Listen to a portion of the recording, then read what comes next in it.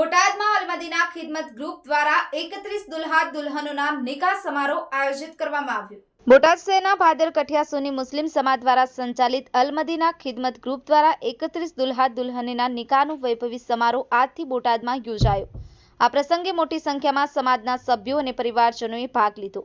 આ કાર્યક્રમના આયોજકો દ્વારા જણાવવામાં આવ્યું હતું કે સમૂહ લગ્નના પ્રસંગે 31 જેટલા યુવાનોએ તેમની જીવનસંગીની સાથે નિકાહ પડ્યા, જેમાં સમાજના પ્રમુખો અને મોટા સમુદાયના આગેવાનો હાજર રહ્યા।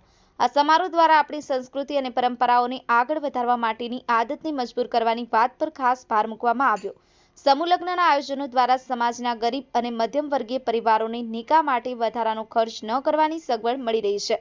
આ કાર્યક્રમમાં સામાજિક જોડાણ અને સંકલનનો સંદેશ આપતી વાતો વિશેષ રૂપે ઉદ્ધૃત કરવામાં આવી। આ કાર્યક્રમનું આયોજન કરનારા કાર્યકર્તાઓ અને સમાજના સભ્યોએ આને એક મહત્વપૂર્ણ પ્રયોગ ગણાવતા આગળ પણ આવા કાર્યક્રમો આયોજિત કરવાનું નક્કી કર્યું છે, જેમાં વધુ ફાયદો થાય અને સમાજમાં એકતા અને પ્રેમની ભાવનાઓ વધે।